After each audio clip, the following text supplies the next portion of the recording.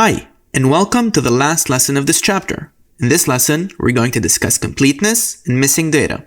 Missing data is one of the most common and most important data cleaning problems. Essentially, missing data is when no data value is stored for a variable in an observation. Missing data is most commonly represented as NA or NaN, but can take on arbitrary values like 0 or dot. Like a lot of the problems that we've seen thus far in the course, it's commonly due to technical or human errors. Missing data can take on many forms, so let's take a look at an example. Let's take a look at the air quality dataset. It contains temperature and CO2 measurements for different dates.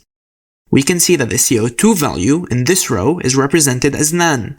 We can find rows with missing values by using the .isNA method, which returns true for missing values and false for complete values across all our rows and columns.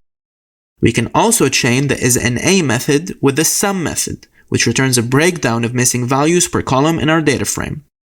We notice that the CO2 column is the only column with missing values. Let's find out why and dig further into the nature of this missingness by first visualizing our missing values. The Missingness package allows us to create useful visualizations of our missing data.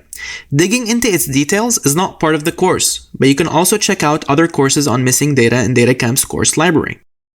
We visualize the missingness of the air quality data frame with the MSNO.matrix function and show it with pyplot's show function from matplotlib, which returns the following image. This matrix essentially shows how missing values are distributed across a column. We see that missing CO2 values are randomly scattered throughout the column, but is that really the case? Let's dig deeper.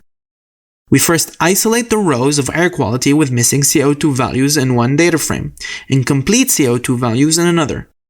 Then, let's use the describe method on each of the created data frames.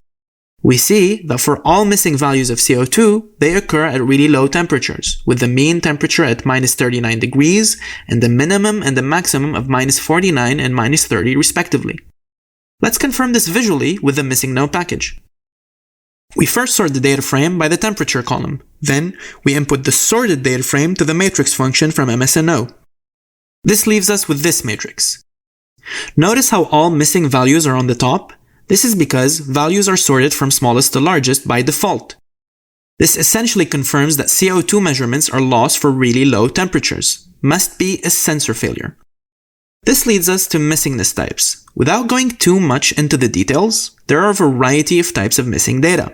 It could be missing completely at random, missing at random, or missing not at random.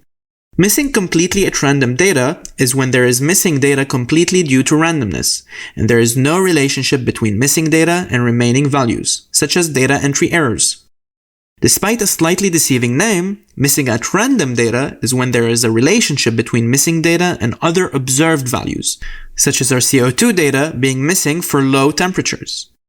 When data is missing not at random, there is a systematic relationship between the missing data and unobserved values.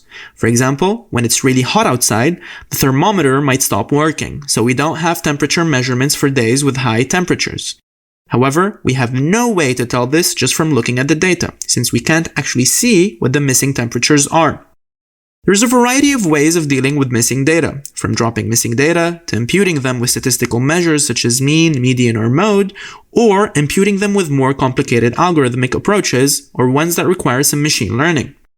Each missingness type requires a specific approach, and each type of approach has drawbacks and positives, so make sure to dig deeper in Datacamp's course library on dealing with missing data. In this lesson, we'll just explore the simple approaches to dealing with missing data. So let's grab another look at the header of air quality.